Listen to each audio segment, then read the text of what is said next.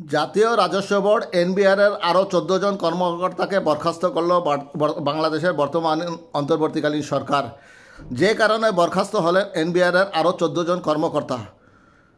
বদলি আদেশকে প্রতিহিংসা ও নিপীড়নমূলক দাবি করে তা উন্মুক্তভাবে অর্থাৎ ওপেনলি ছিঁড়ে ফেলে প্রতিবাদ করার ঘটনায় জাতীয় রাজস্ব বোর্ডের অর্থাৎ এনবিআরের 14 কর্মকর্তাকে সাময়িক বরখাস্ত করা হয়েছে।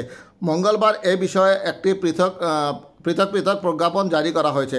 বরখাস্তকৃত কর্মকর্তারা হলেন ন্যাশনাল সিঙ্গেল উইন্ডো প্রকল্প ঢাকার প্রকল্প পরিচালক অতিরিক্ত কমিশনার শিফাতি মরিয়ম, মূল্য সংযোজন কর ঢাকার অতিরিক্ত কমিশনার পরীক্ষা গোয়েন্দা ও তদন্ত অধিদপ্তর হাসান মুহাম্মদ তারেক, রিকাবদার ঢাকা কর অঞ্চল 8-এর অতিরিক্ত কর কমিশনার মির্জা আশিক রানা, কর অঞ্চল 2-এর বিভাগীয় প্রতিনিধি মাসুমা খাতুন, কর অঞ্চল 15-এর যুগ্ম কর কমিশনার মুরাদ আহমেদ, কুষ্টিয়া কর অঞ্চলের যুগ্ম কমিশনার মোহাম্মদ মোর্শেদ উদ্দিন খান, নোয়াখালী কর অঞ্চলের যুগ্ম কর কমিশনার মোনালিসা শাহরিন সুস্মিতা, কক্সবাজার কর অঞ্চলের যুগ্ম কর কমিশনার মোহাম্মদ আশরাফুল আলম প্রধান, জাতীয় রাজস্ব বোর্ডের দ্বিতীয় সচিব মোহাম্মদ শাহাদাত জামিল, খুলনা কর অঞ্চলের উপ কর কমিশনার মোহাম্মদ শিহাবুল ইসলাম, রংপুর কর অঞ্চলের উপ কর কমিশনার মোসাম্মদ নুসরাত জাহান শমী, কুমিল্লা কর অঞ্চলের উপ কর কমিশনার ইমাম তৌহিদ হাসান শাকিল, ঢাকা উত্তরের রাজস্ব কর্মকর্তা কাস্টমস বন্ড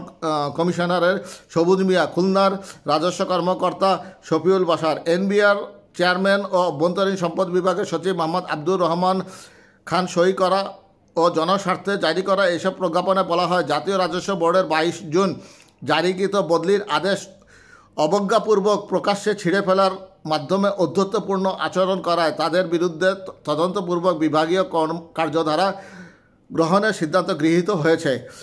সরকারি চাকরি আইন 2018-এর 39-এর ধারা অনুযায়ী তাদেরকে জাতীয় রাজস্ব বোর্ডের বিশেষ ভারপ্রাপ্ত কর্মকর্তা হিসেবে নিয়োগপূর্বক চাকরি থেকে সাময়িক বরখাস্ত করা হলো। তারা সাময়িক বরখাস্তকালীন বিধি মোতাবেক খোরপোশ ভাতা প্রাপ্য হবেন। এর আগে 24শে জুন আগারগাঁওয়ে এনবিআর ভবনে দুটি বদলি আদেশকে প্রতিহিংসা ও নিপীড়নমূলক দাবি করে তা ছিঁড়ে ফেলে প্রতিবাদ জানান সংস্থাটির কর্মকর্তা কর্মচারীরা। এনবিআরের নির্ভরযোগ্য একটি সূত্র যুগান্তরকে জানায়, ইতিমধ্যে প্রশাসনিক বিভাগীয় ব্যবস্থা নেওয়ার বাইরে থাকা আন্দোলন সংশ্লিষ্ট অবশিষ্ট কর্মকর্তা কর্মচারীদের দৈনন্দিন কার্যক্রম ও গতিবিধি তীক্ষ্ণ নজরদারির মধ্যে রাখা হয়েছে। এখনও কেউ পরিস্থিতি ঘোলাটে করার গোপন তৎপরতায় লিপ্ত রয়েছে। সূত্রটি আরও জানায়, পরবর্তী ধাপে প্রাপ্ত তথ্য উপাত্তের ভিত্তিতে আরও বেশ কয়েকজন কর্মকর্তা কর্মচারীদের বিরুদ্ধে বিভাগীয় ব্যবস্থা নেওয়া হতে পারে। তবে সাধারণ কর্মকর্তা কর্মচারীদের আতঙ্কিত হওয়ার কিছু নেই বলে সরকার জানিয়েছে।